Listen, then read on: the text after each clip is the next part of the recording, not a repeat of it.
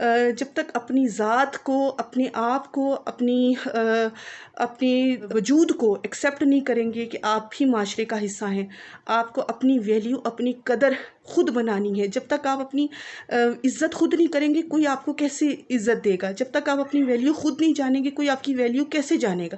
تو ضروری ہے کہ پہلے خود کو مانیں، تو پھر لوگ آپ کو مانتے ہیں۔ اس چیز کو آپ نے ذہن میں رکھنا ہے۔ پلیز اپنے آپ کو کمتر مت جانیں۔ آپ اللہ کے بنائے ہوئے لوگ ہیں، آپ اللہ ہی کی بندیاں ہیں۔ اگر کسی وجہ سے کوئی حادثہ آپ کی زندگی میں ہو جاتا ہے تو اس میں آپ کا قصور نہیں ہے، یہ اللہ کی طرف سے آزمائشیں ہیں۔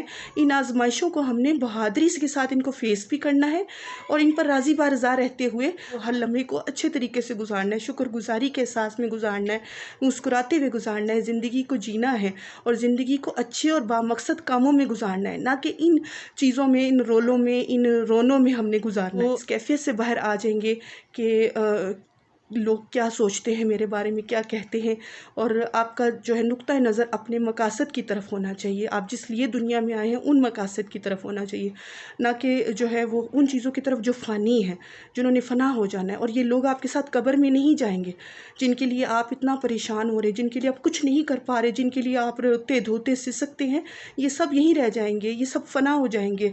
یہ سب دنیا ساری جو ہے وہ فانی ہے۔ صرف اور صرف آپ کی اللہ کے ساتھ جو آپ کا رشتہ ہے، اور جو مقاصد ہیں، جس مقصد کے تحت اللہ نے آپ کو اس دنیا میں بھیجا ہے، آپ کا اصل جو ہے وہی آپ کا زندگی کا گول ہونا چاہیے۔ باقی ساری غیر ضروری چیزیں اپنی زندگیوں سے، اور سب سے پہلے ایک چیز یاد رکھ لیجئے کہ یہ چیز اپنے ذہن اور دل میں بٹھا لیں کہ ہم اللہ کے لیے آئے ہیں دنیا میں، اللہ کے لیے جئیں گے، اللہ کے لیے زندگی گزارتے ہوئے وہ اعمال کریں گے جس کا ہمیں حکم دیا گیا ہے، اور سب سے بڑھ کر ہم اللہ کی رضا کو رکھیں گے۔